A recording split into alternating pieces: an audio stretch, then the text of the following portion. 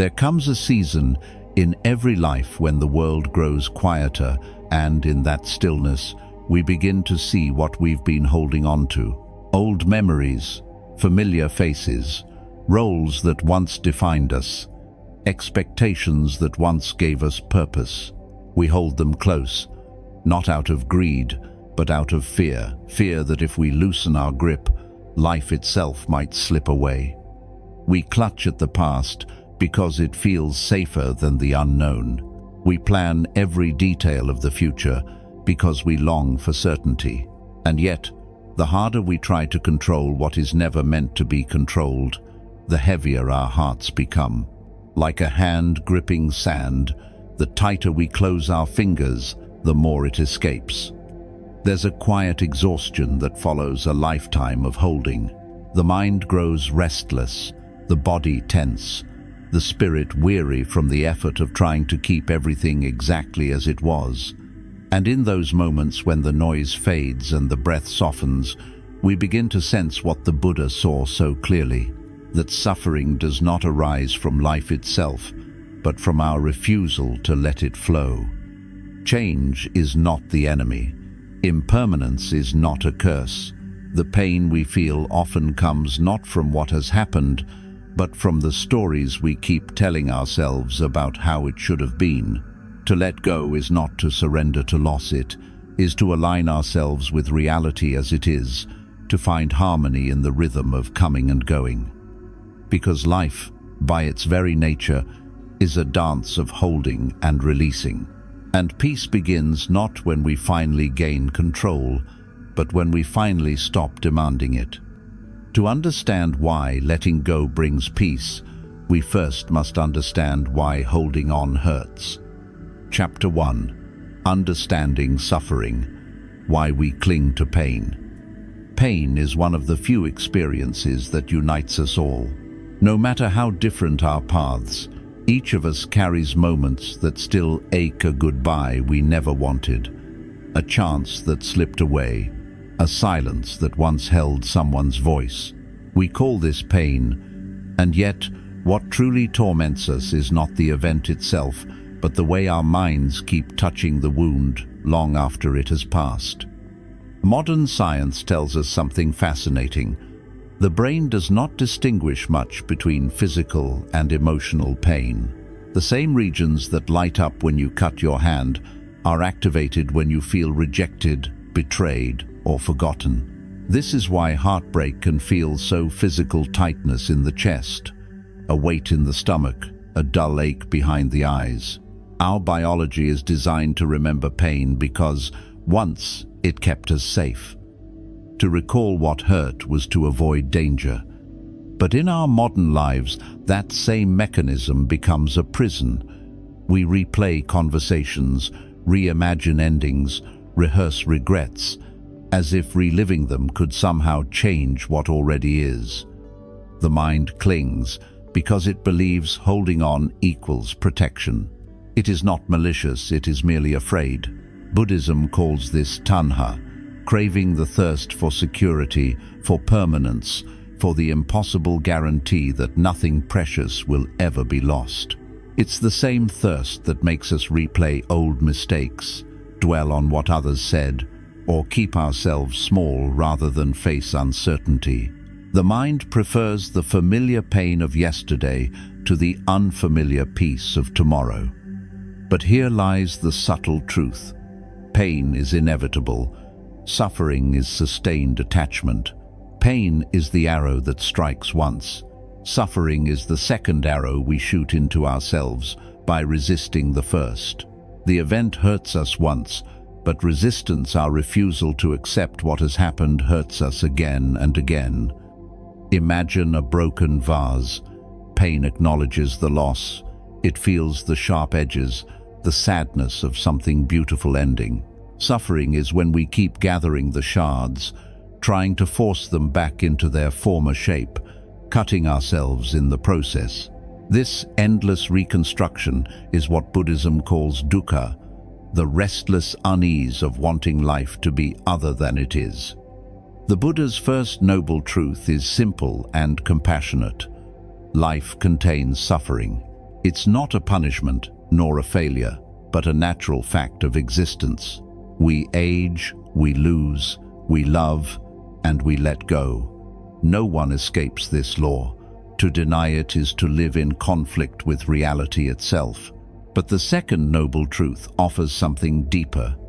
Suffering has a cause, and that cause is attachment, the clinging of the mind to pleasure, identity, control, or permanence. This insight does not condemn desire, it illuminates its limits. There's nothing wrong with wanting comfort, companionship, or success. The problem begins when we believe these things can keep us safe from change. We attach not because we love life too much, but because we fear losing it.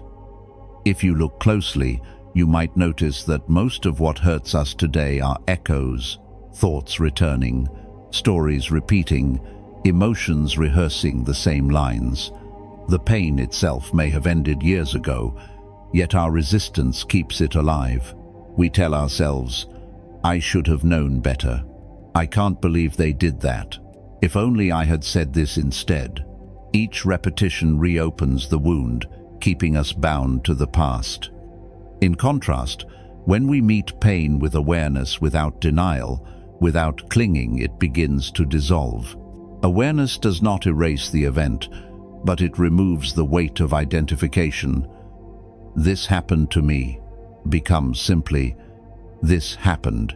The distance between those two sentences is the space where healing begins. This understanding is not abstract philosophy, it is practical liberation. It means that when you feel grief, you can allow it to move through you without turning it into identity. When anger arises, you can witness its fire without feeding it. When fear appears, you can breathe with it rather than build a home for it in your heart. Letting go, then, does not mean suppressing emotion or pretending we are above pain. It means letting pain complete its natural life cycle. Feel it fully once, and it will pass. Resist it, and it will stay. Suffering persists not because life is cruel, but because we keep demanding it be different. The first noble truth tells us, pain exists. The second whispers, you can be free from it. To begin that freedom, we must first stop wrestling with the waves and learn to float, to feel what is there, to see it clearly, and to release it gently into the river of impermanence. Because in the end, pain is the teacher, attachment is the chain. And once we see the difference, even the deepest wound becomes a doorway to peace. Chapter 2. Impermanence, the beauty of what cannot stay. One of the quietest, yet most transformative truths of Buddhist philosophy is this: everything changes. Every sound, every breath, every season, every joy, and every sorrow, all of it is in motion. Nothing stands still, not even for a moment. We may try to capture time in photographs, to hold it through memory, to preserve it in stories, but the truth remains. Life is a river. It does not stop for anyone. We see this most clearly in nature. The seasons shift with effortless grace. Spring unfolds into summer. Summer ripens into autumn, and autumn yields to the long rest of winter. The trees do not resist the falling of their leaves, nor do they mourn the passing of blossoms. They let go, because letting go is written into the code of life itself. And yet, as humans, we struggle with this very rhythm. We want the flowers of spring to last forever, the warmth of love to never cool, the faces we cherish to remain untouched by time. We grow older and notice how the mirror changes, how the voices around the dinner table grow quieter, how the world we once knew slowly becomes unfamiliar. The roles we once played, parent, worker, dreamer, shift beneath our feet. And in those changes, a subtle ache appears, the desire for things to stay the same. We want permanence in a world that was never built for it. But impermanence is not tragedy. It is grace. It is the universe's way of ensuring that nothing becomes stagnant, that life continues to renew itself. When we cling to joy, we fear its end. When we cling to youth, we dread its fading. But when we understand that impermanence is the nature of all things, we begin to see beauty in their passing. The flower's perfection lies in its briefness. The sunset moves us because it will soon disappear. Even the laughter shared with someone we love carries its sweetness from the knowledge that it will not echo forever.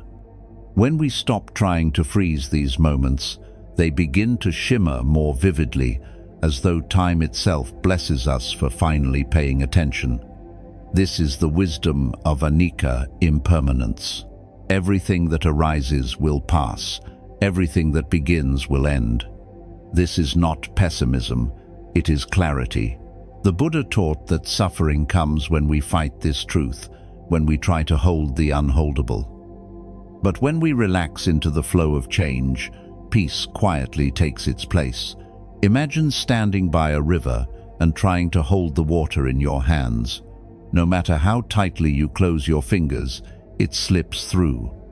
And yet, when you simply open your palm and feel the current pass, you experience the coolness, the movement, the miracle of the moment. Our resistance is what blinds us to life's beauty. We mourn endings so deeply that we forget to honor what existed. We fear loss so intensely that we stop receiving what's still here. But impermanence is not here to take from us. It's here to remind us to notice. Gratitude is born from this seeing. The older we grow, the more we realize how fragile and luminous every moment is. Each sunrise, each conversation, each act of kindness, all are fleeting. And because they are fleeting, they are sacred. So when fear arises, when you notice yourself clinging to what is passing, whisper gently to your heart, "This moment is precious because it will pass." Let those words become your anchor. Feel how they transform loss into appreciation, change into reverence. The person you love, the place you stand, the breath you take, none of them will last forever. And that is precisely why they matter now. To see impermanence clearly is to fall in love with the present. Gratitude blooms naturally when we stop demanding that life stand still. When we allow everything to move, we discover that nothing is truly lost. It only transforms. The child becomes the elder, the seed becomes the tree, the farewell becomes a memory that continues to nourish the heart. We honor life not by keeping it still, but by noticing it as it moves. And when we do, every moment, whether joyful or painful, becomes part of a single, unbroken grace. Chapter 3.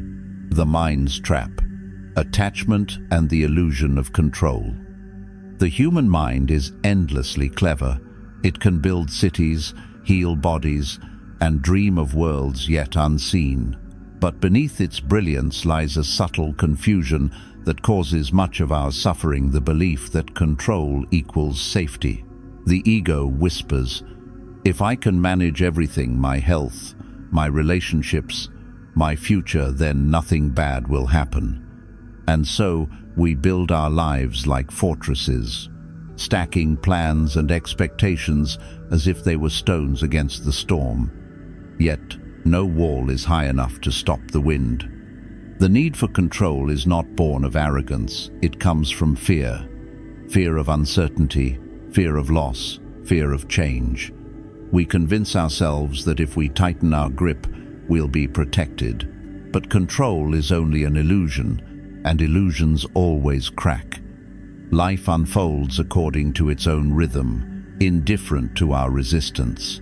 Plans fall through, people change, bodies age, storms come and go. And each time, we are reminded that certainty was never promised to us.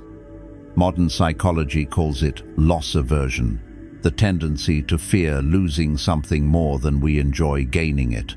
The mind clings to what's familiar because it feels safer, even when that familiarity has long stopped serving us. We stay in patterns that drain us, habits that numb us, relationships that have outgrown their tenderness. The known pain feels less frightening than the unknown peace. In Buddhism, this is a form of attachment, the desperate attempt to make impermanent things permanent. The Buddha observed that this attachment arises from misunderstanding the nature of the self. We imagine there is a solid I at the center of our being, something fixed that can own, control, and preserve. But look closely, and that I begins to dissolve. The body changes cell by cell, year by year. The mind changes thought by thought. Even what we call personality shifts with time, with experience, with loss. The self we protect is more like a river than a rock, constantly moving, never the same twice. And yet, we fight to freeze it. We say, "This is who I am, this is mine."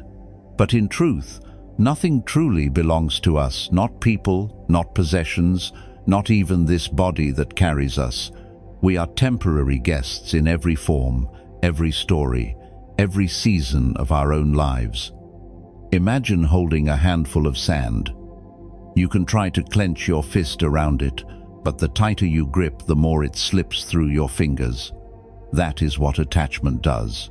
It promises control, but it delivers loss. The moment we claim ownership over what was never ours, suffering begins.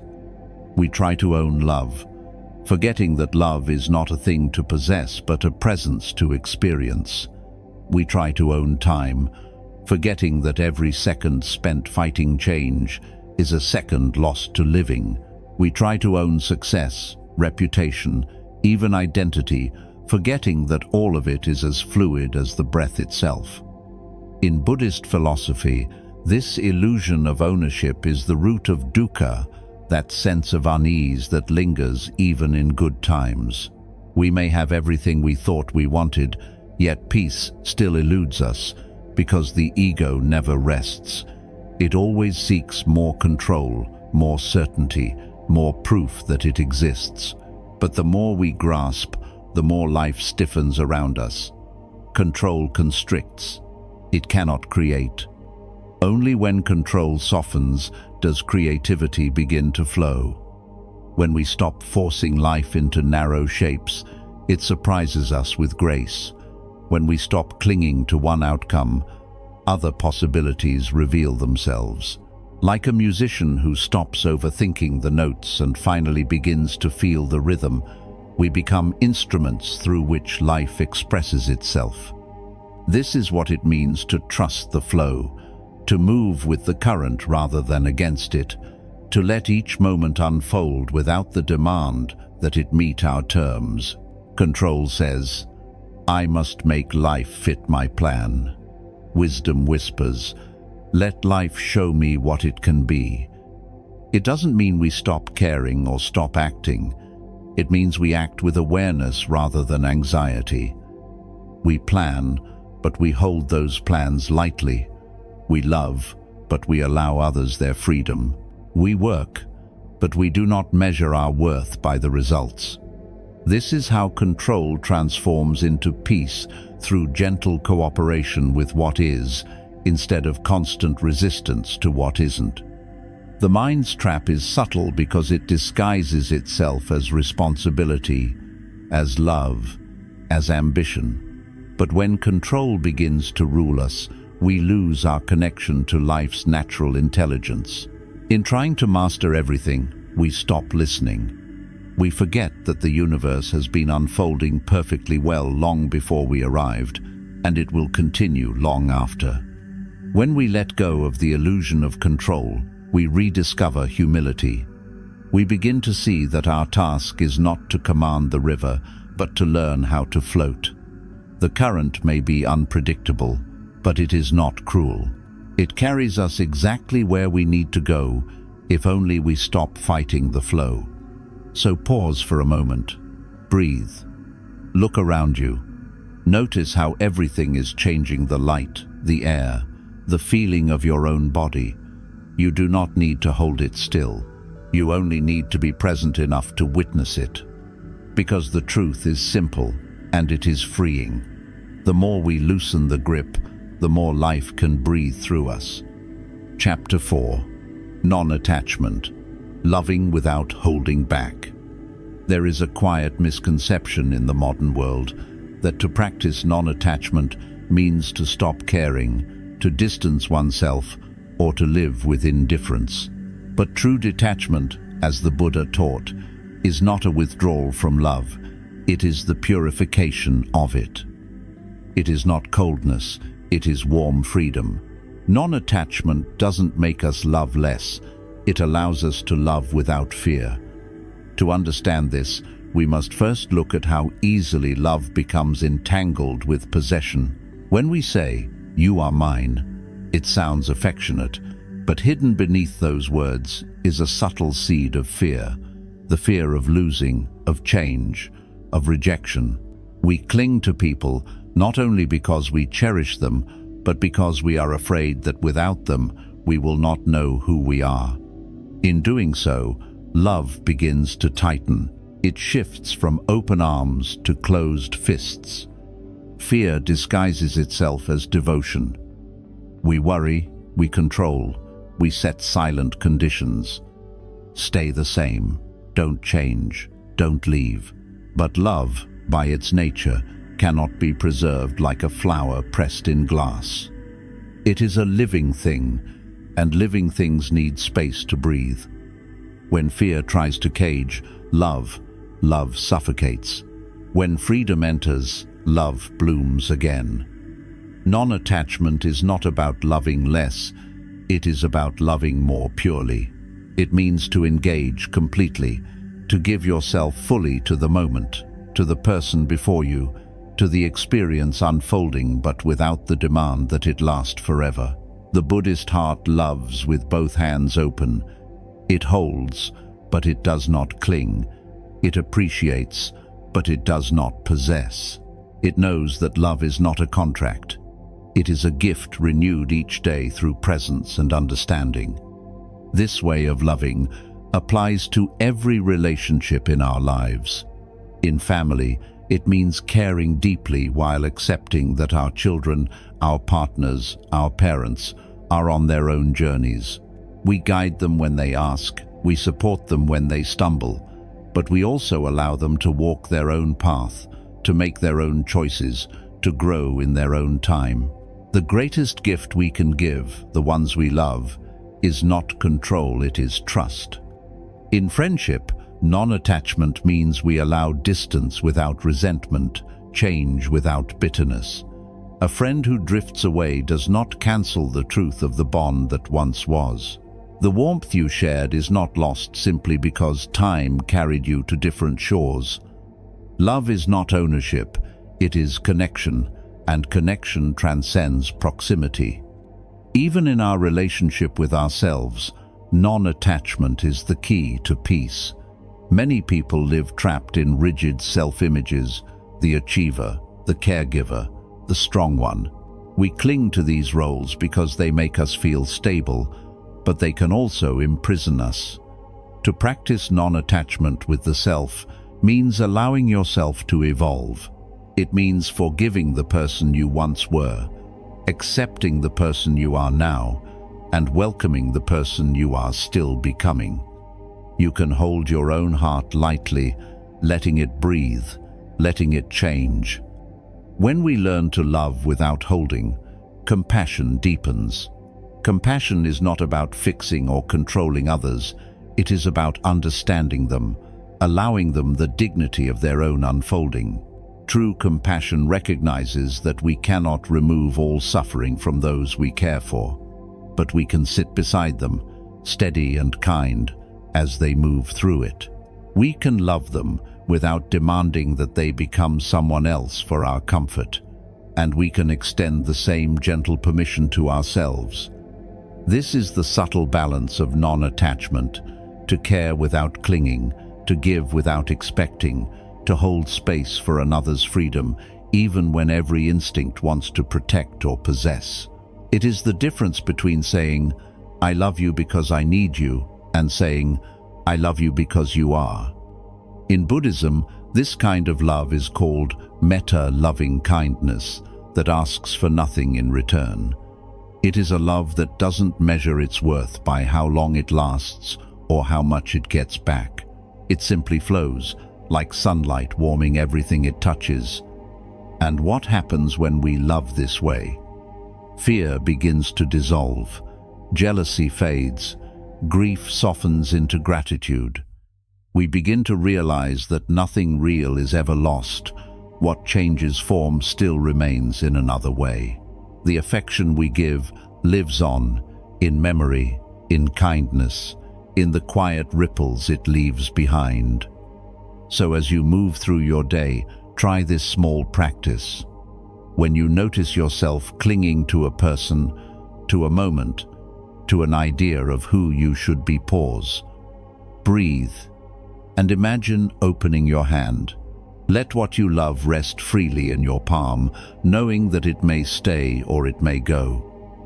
What matters is not possession, but presence. Because the deepest love does not bind, it liberates. The truest care does not cage, it allows life to unfold. And the heart that learns to let go discovers something astonishing. Love does not diminish when you release it. It expands. To love deeply is to open the hand, not clench the fist. Chapter 5. Acceptance. Putting down the hot coal. There's a famous Buddhist image that says, holding on to anger is like grasping a hot coal with the intent of throwing it at someone else. You are the one who gets burned. We laugh at its simplicity, but its truth is piercing. How often have we carried that burning coal in our hearts, convinced we were teaching someone a lesson, only to realize we were the ones smoldering in pain? Anger and frustration are not enemies. They are messengers. They arise when something we expected, planned, or desired does not unfold according to our design. We expect fairness, and life gives us disappointment. We expect recognition, and the world stays silent. We expect love to be returned, and it isn't. In that moment, a gap appears between what is and what should be. That gap is where anger begins. But what we rarely notice is that anger is simply blocked energy, the energy of wanting things to be different.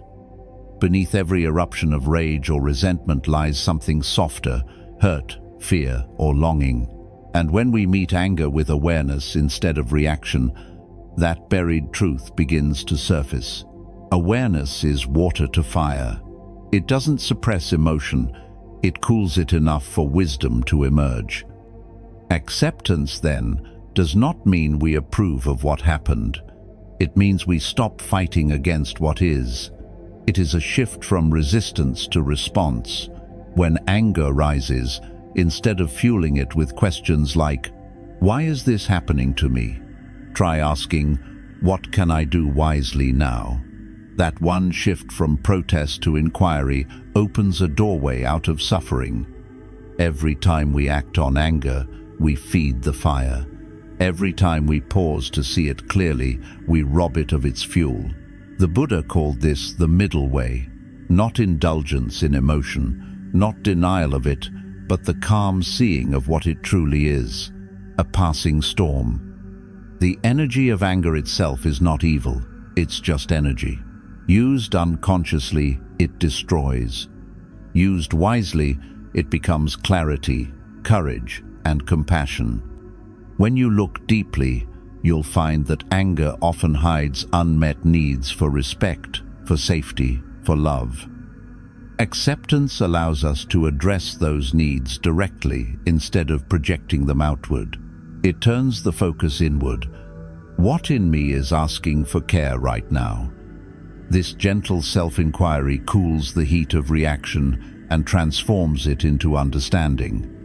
Acceptance also invites us to discern where our effort is useful and where it only deepens the wound.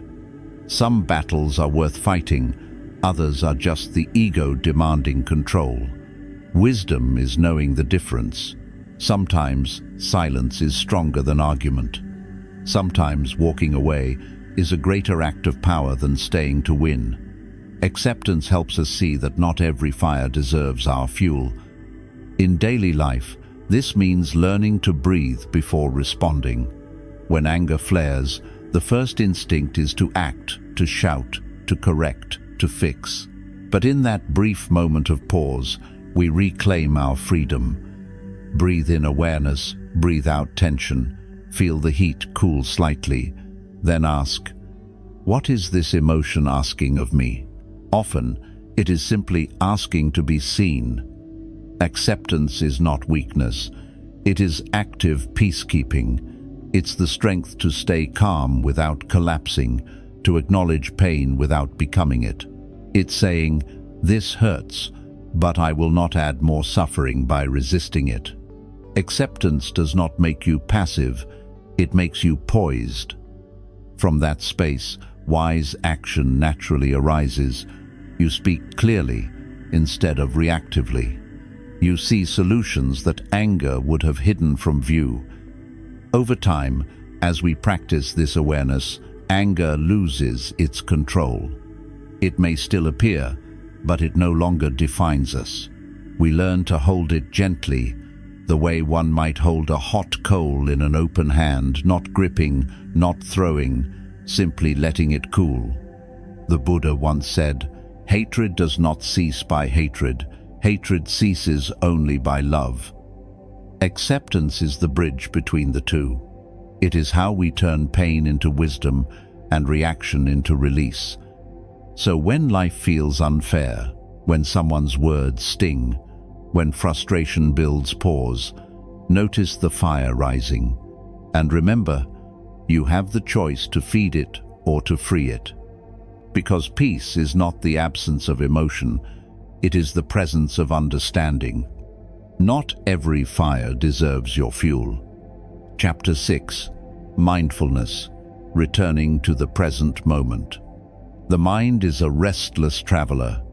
Even when the body is still, the mind keeps wandering back to what was, forward to what might be. It replays old conversations, rehearses future worries, and rarely pauses long enough to simply be here.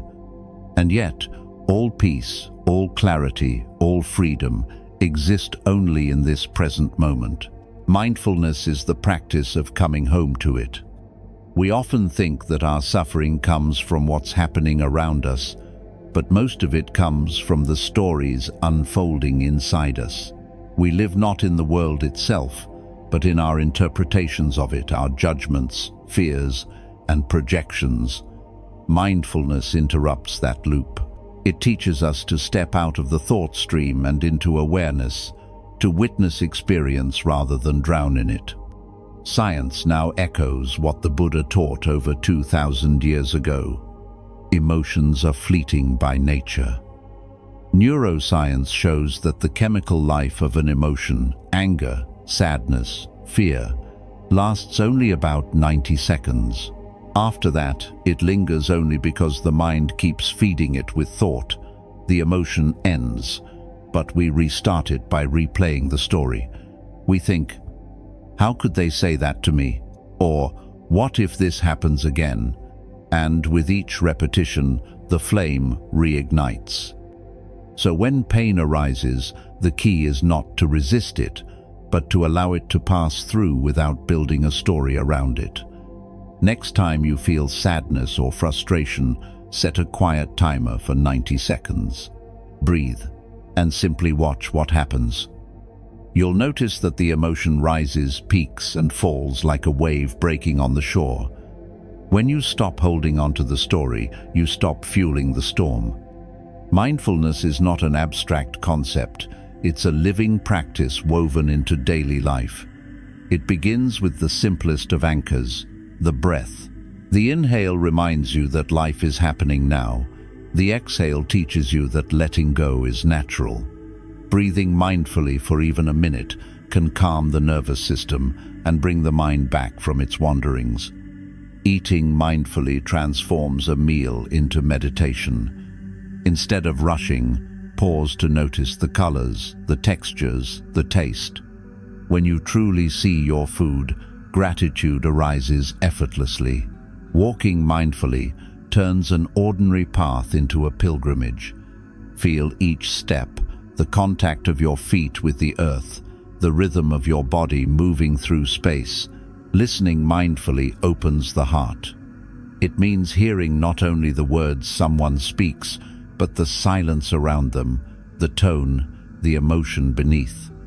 Through these small sacred acts of attention, we train the mind to return home again and again. And each return is a small act of letting go, of distraction, of judgment, of the compulsion to fix everything. It's a gentle surrender to reality as it is. When mindfulness deepens, we begin to see thoughts for what they truly are. Transient events, not truths. They arise, they linger, they pass like clouds across a wide sky. Most of our pain comes from identifying with these clouds, forgetting that we are the sky itself. When we observe instead of identify, even troubling thoughts lose their grip. The simple recognition a thought is happening creates space between the watcher and the storm. This awareness doesn't erase difficulty, but it softens it.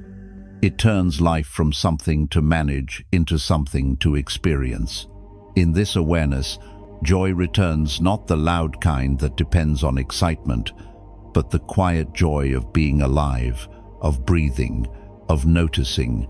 Even washing dishes or hearing rain can become sacred when the mind is fully present. Mindfulness is not about changing what happens. It's about changing how we relate to what happens. It's the art of living deliberately, of inhabiting each moment as though it were both the first and the last. The past cannot touch you here. The future cannot frighten you here. There is only this breath, this heartbeat, this presence. Over time, mindfulness becomes more than a practice. It becomes a way of seeing. The ordinary glows again. A breeze across the face feels like a blessing. A conversation becomes a chance to listen deeply. Even silence begins to speak. So when your thoughts begin to race, when the weight of memory or worry pulls you away, pause. Feel the breath enter. Feel it leave. Look around. See what is actually here, not what your mind is projecting. Because the present moment is not small, it's vast enough to hold everything you've ever sought. And the moment your attention returns home, peace has already arrived. Chapter 7. Renunciation. Clearing the closet of the heart.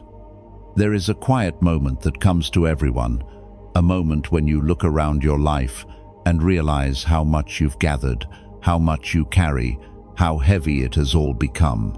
The drawers are full, the mind is crowded, and the heart, somewhere beneath all the layers, whispers, "Enough." Renunciation, in Buddhist teaching, is not about giving everything up and walking into the mountains. It is about rediscovering simplicity, about clearing space so that peace can breathe again. True renunciation is not deprivation, it is freedom. It is the art of releasing what no longer nourishes you, so that what truly matters can rise to the surface. In the modern world, we often equate more with meaning, more possessions, more achievements, more recognition. But accumulation rarely brings peace. It only clutters the mind the way dust fills a forgotten room. The Buddha taught that liberation nibbana begins not with acquisition, but with the end of craving. When craving ceases, the mind grows still, and in that stillness, joy quietly appears. Think of your life as a great house, and your heart as its most private room. Over the years, we fill it with everything: memories, resentments, ambitions, identities. Some are beautiful reminders. Others are like old boxes we've never opened but can't seem to throw away. At some point, the room becomes so full that there's no place left to sit. Renunciation begins with a single question: what still serves my peace? and what only occupies space. You can begin this inquiry with the tangible, your physical surroundings. Go to your closet, your desk, your drawers. Notice how many things sit unused, kept just in case. Each object carries a small piece of attention, a thread of memory or expectation. When you release it, you reclaim that energy. The same happens internally. The mind, too, is cluttered with just-in-case old regrets, unfinished arguments, ideas of who we should have been. Letting go of these mental possessions is an act of deep cleansing. It doesn't mean forgetting the past. It means no longer letting the past own you. You can thank each experience for what it taught you, then place it gently back on the shelf of time and walk on. We often carry grudges as though they were treasures of righteousness. They wronged me, the mind insists, holding on to the story like proof of identity. But grudges are like stones in a backpack. They don't protect you, they only weigh you down. Forgiveness in Buddhism does not mean approving of harm, it means refusing to carry its memory as poison. The moment we forgive, not for them but for our own peace, we put down a stone. The heart grows lighter. Then there are outdated ambitions, dreams that once gave direction but now create restlessness. It takes humility to see when a goal has served its purpose. Sometimes, the bravest act is to release the version of ourselves we once wanted to become. Each stage of life asks for a different kind of wisdom. To cling to an old script is to deny the beauty of the present chapter. Renunciation also touches how we relate to success and failure. When we let go of needing things to turn out a certain way, we discover a quieter kind of fulfillment. We can work without obsession, give without expecting, and rest without guilt. The measure of a good life is not how much we have, but how freely we can let it go. There's a kind of joy that arises only in simplicity. Think of the feeling of a freshly cleaned room, the way air flows easily, light finds new corners, and your breath feels unburdened. The same happens inside when the heart is cleared. Without excess desires, the mind becomes spacious, and in that space, wisdom and compassion arise naturally. In the Buddhist path, renunciation is the gate to liberation because it dissolves craving. Craving says, I need more. Wisdom says, I already have enough. When craving falls silent, peace begins to hum beneath the noise. To practice this in daily life, try a simple ritual. Take a quiet moment and a small piece of paper. Write down one thing that feels heavy. A resentment, a regret, an attachment, an expectation. Hold it in your hands. Acknowledge the weight of carrying it. Then, when you're ready, release it safely, burn it, bury it, or let it drift away in water. As the paper disappears, say softly, "Thank you for what you taught me. I release you now." This small act does not erase the past, but it symbolizes your willingness to stop dragging it behind you. Each time you release something, an object, a grudge, an identity, you make room for something more essential, presence. Renunciation is not the end of enjoyment, it's the rediscovery of it. A simple meal tastes better when you're not comparing it to more elaborate ones. A quiet morning feels sacred when your mind isn't racing ahead. The less you demand from life, the more life gives freely. And as you continue this gentle clearing, both inside and out, you begin to notice how light the heart becomes. You realize that peace was never something to seek. It was something buried beneath the noise, waiting to be uncovered. Renunciation is not about losing. It is about returning to balance, to simplicity, to clarity. Every release is a return to clarity. Chapter 8. The Practice. 7 Days of Letting Be. Wisdom means little if it cannot walk beside us in daily life. Understanding impermanence, non-attachment, and mindfulness is only the beginning. The real work begins in the ordinary hours when we wake, when we work, when we listen, when we rest. Enlightenment is rarely a lightning strike. It is a rhythm, a steady practice of letting go and letting be. For those who wish to begin, imagine this as a gentle 7-day journey. One simple practice each day, no pressure, no perfection, only presence. Day 1. Release 1. Should each morning. When we wake, the mind often starts its list of demands. I should exercise, I should be more productive, I should have done better yesterday. These shoulds are invisible weights we tie to the spirit before the day even begins. This morning, pause before rising. Notice one should circling your thoughts and gently set it down. Whisper, today I will do what I can with peace, not pressure. You'll feel the subtle freedom that comes from choosing kindness over expectation. Day 2. Loosen the grip on one past memory. Every heart carries echoes of the past moments that replay like old songs. Perhaps it's a regret, a conversation left unfinished, or a wound that never got the apology it deserved. Today, bring one of those memories to mind. Feel its presence without judgment. Notice how it lives in the body, perhaps as tightness in the chest or heaviness in the stomach. Then breathe deeply and imagine your exhale softening its edges. You don't need to erase the memory. Just loosen its grip. Let it drift a little further downstream. Day 3. Rewrite oneself. Critical thought in a kind voice. We speak to ourselves more harshly than we ever would to others. When the inner critic appears, you're too late, too old, too slow, too much pause.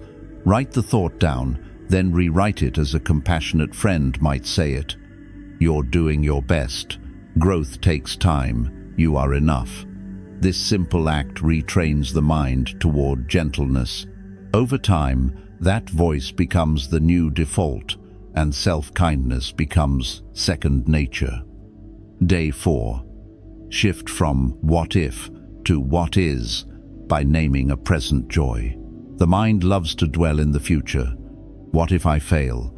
What if it ends? What if things never change? But every what if steals a piece of the present. Today, whenever you catch your thoughts wandering into worry, pause and ask, what is here right now? Then name one small joy around you, the sound of a bird, the warmth of a cup, the steady rhythm of your breath. Let gratitude replace speculation. Presence is the antidote to anxiety. Day 5. Simplify one corner of living space. Our surroundings mirror our minds. A cluttered room often echoes a cluttered heart. Choose one small area, a desk, a shelf, a drawer, and clear it mindfully. As you sort each object, ask, does this still serve peace? Keep only what does. Feel the lightness that follows. In Buddhism, simplicity is not about owning less, it's about being owned by less.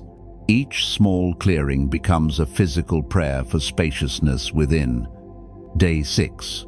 Offer unconditional kindness to someone without expectation. True generosity asks for nothing in return. Today, choose one act of kindness with no hidden motive. Send a kind message. Listen without interrupting. Hold the door. Forgive silently. Do it without letting the ego keep score. Notice how it feels when you give freely, when you let love move through you without ownership. Compassion is the heart's natural rhythm when fear is quiet. Day 7. Before sleep, breathe and whisper, for now, let it be. As night falls, the mind loves to review the day, to judge, to compare, to worry.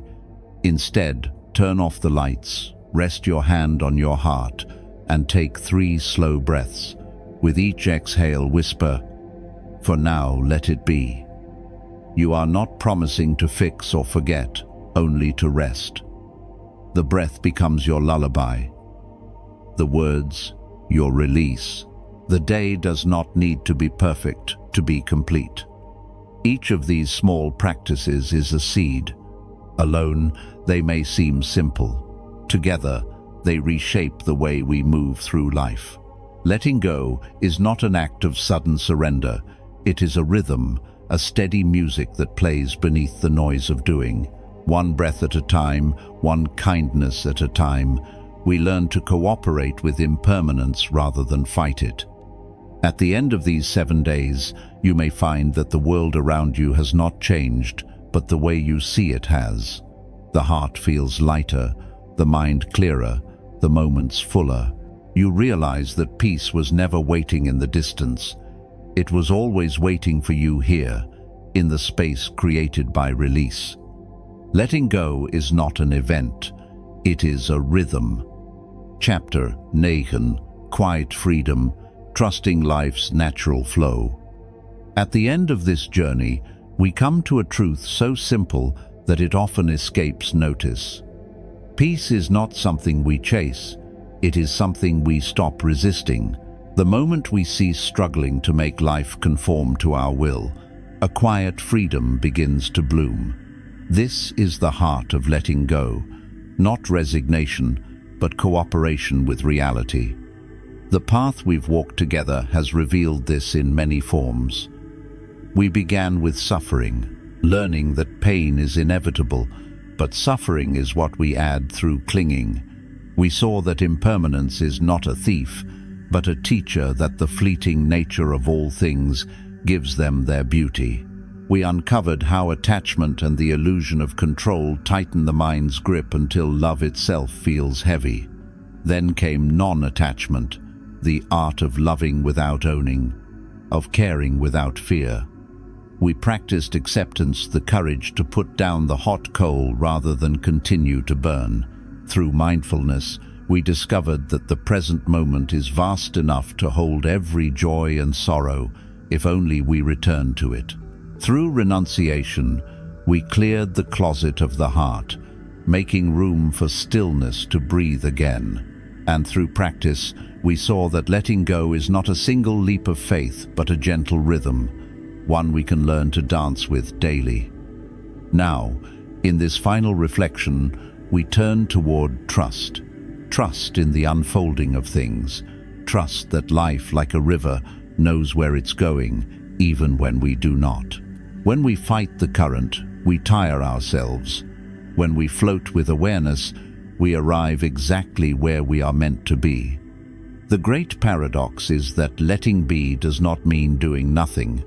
It means doing what matters without the fog of fear, without the armor of control. It means acting with wisdom, speaking with kindness, working with presence, and then releasing the outcome. Like planting a seed in the earth, we water it, we tend it, but we do not pull at the stem to make it grow faster. Trust allows things to unfold in their own time. This quiet freedom does not depend on perfect conditions.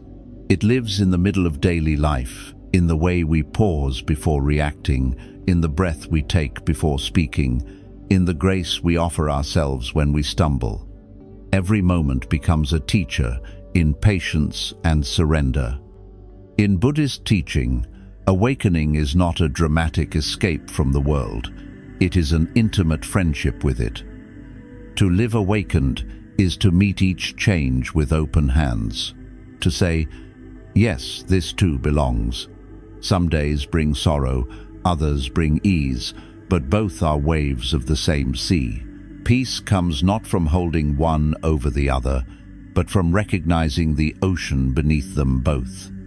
So if you remember nothing else from this journey, remember this.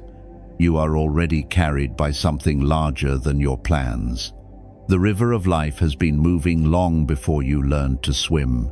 You don't have to control its flow. You only have to stop fighting it.